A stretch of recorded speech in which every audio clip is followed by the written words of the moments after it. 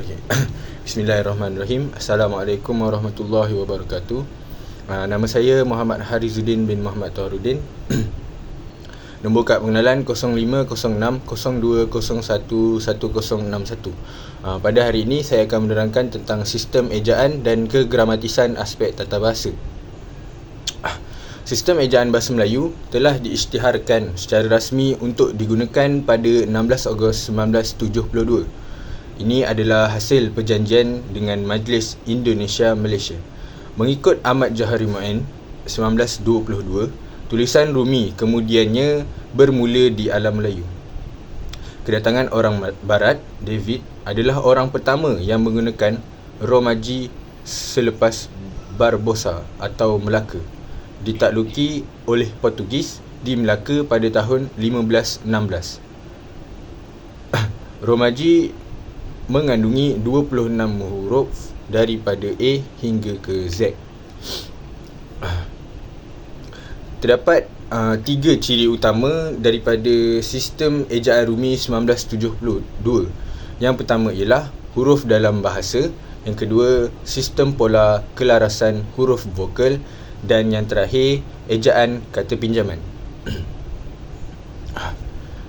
Baiklah, bagi huruf dalam bahasa terdapat tiga komponen penting, iaitu huruf vokal, huruf konsonan dan huruf gabungan. Huruf vokal terdiri daripada huruf A, E, I dan U. Bagi huruf konsonan pula ialah huruf selain daripada huruf-huruf vokal yang tersebut. Huruf gabungan terdapat NG, GH, KH, NY dan SY. Bagi ciri-ciri huruf vokal, apabila bunyi vokal dihasilkan, tidak ada gangguan pada arus udara. Selain itu, terdapat 3 vokal depan, 1 vokal tengah dan 2 vokal belakang. Semasa bunyi vokal dihasilkan, lelangit lembut dinaikkan. Apabila bunyi vokal dihasilkan, pita suara bergetar. Glotis dirapatkan semasa bunyi vokal dihasilkan. Bagi ciri-ciri huruf konsonan pula, terdapat 26 huruf konsonan, 18 konsonan asli dan 8 konsonan pinjaman. 8 konsonan pinjaman itu terdiri daripada F, Z, V, SY, KH, GH, DZ dan TH. Huruf-huruf konsonan ini merupakan pinjaman dari bahasa Arab dan bahasa Inggeris. Okey, baiklah. Seterusnya ialah kelarasan huruf vokal. Kesesuaian dua huruf yang membentuk dua suku kata pada kata dasar, iaitu pasangan antara huruf vokal pada suku kata pra-akhir dengan huruf vokal pada suku kata akhir tertutup. Berikut merupakan prinsip kelarasan vokal yang berlaku mengikut syarat-syarat yang telah ditetapkan. Kelarasan adalah antara dua huruf vokal pada kata dasar. Kata dasar harus diakhiri dengan suku kata tertutup. Untuk kata-kata dengan lebih dari dua suku kata, hanya dua suku kata terakhir yang terlibat dalam sistem pelarasan vokal.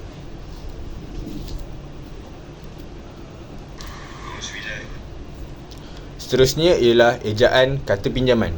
Bahasa Melayu telah menerima banyak bahasa pinjaman daripada bahasa Arab, Inggeris dan Eropah.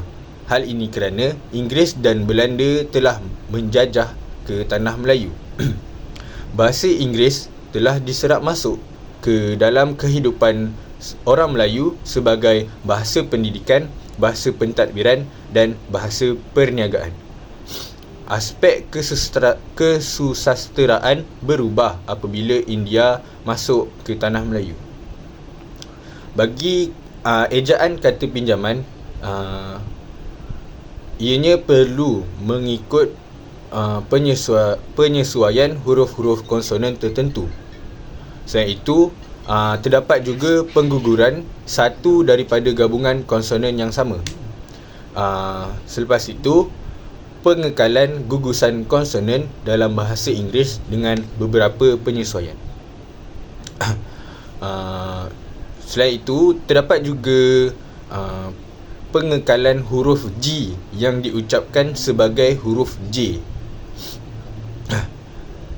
Kemudian, kata pinjaman yang berakhir dengan sion, sional, tional dan tion menjadi shen, sen, sional dan si.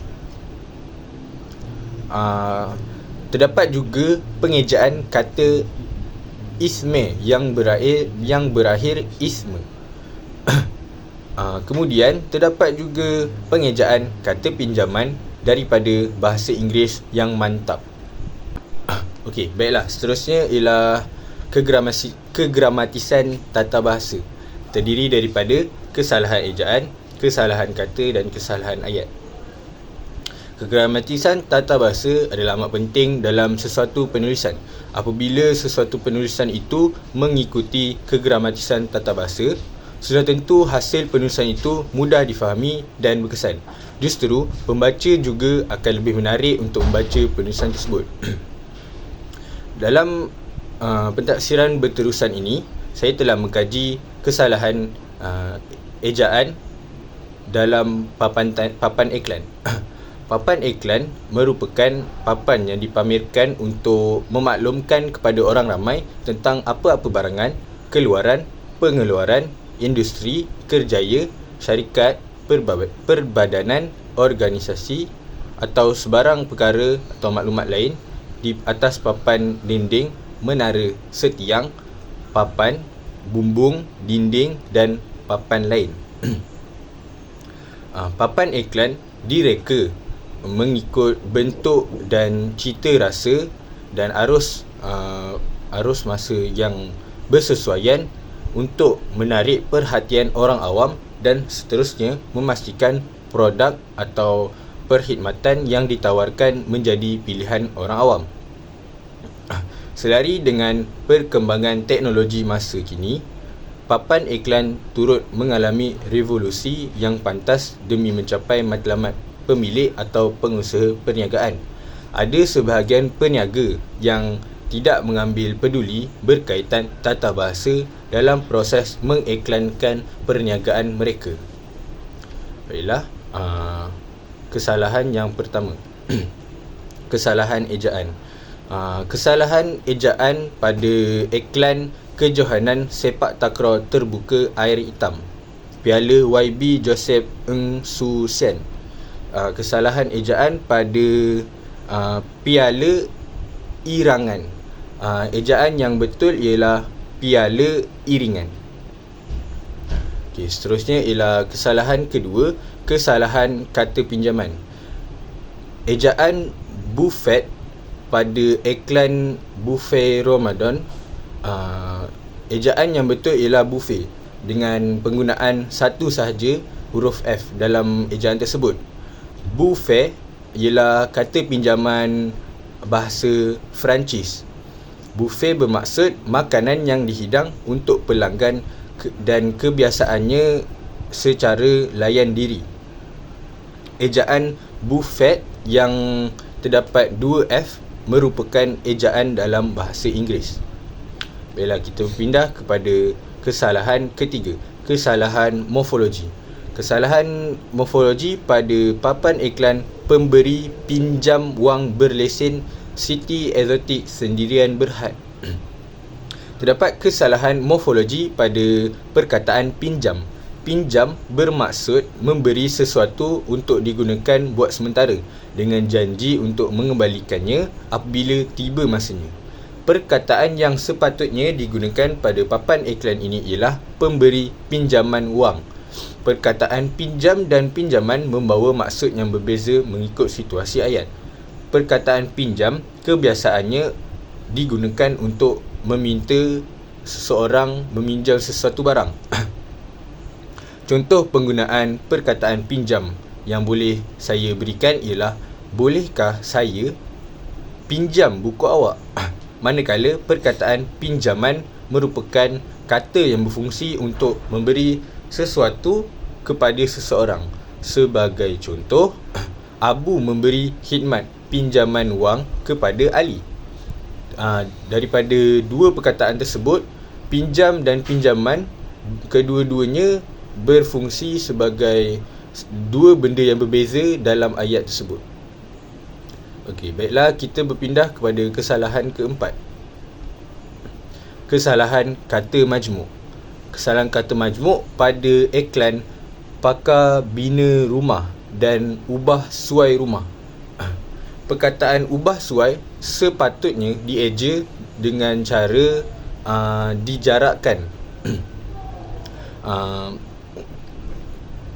Hal ini kerana ubah suai bukan terdiri daripada kata majmuk mantap. Sekiranya kata majmuk mantap, ianya boleh dieja secara rapat. Manakala ubah suai ini tidak tergolong dalam kata majmuk mantap. Jadi ianya perlu dieja secara dijarakkan. Okey, baiklah, kita berpindah kepada kesalahan yang kelima. Kesalahan kelima, kesalahan ejaan. Kesalahan ejaan pada iklan jelajah gempak perencah mi goreng adabi. Ejaan mi yang sebenarnya ialah MI dan bukannya MEE. Ramai peniaga yang telah melakukan kesilapan ini kerana untuk menarik perhatian dan menarik untuk mereka memasarkan pasaran mereka.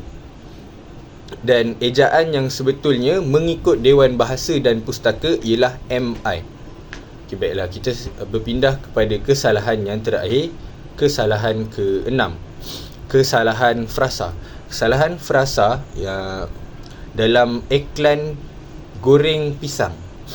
Okay, frasa goreng pisang ialah tidak betul. Frasa yang sebenarnya ialah pisang goreng. Hal ini kerana mengikut Dewan Bahasa dan Pustaka 2017, pisang goreng ialah pisang yang telah digoreng, iaitu sejenis makanan dan tergolong dalam kategori kata nama. Contoh lain ialah ayam goreng, mi goreng dan nasi goreng. Manakala goreng pisang merupakan perbuatan menggoreng pisang, iaitu memasukkan pisang ke dalam minyak yang panas. Okay.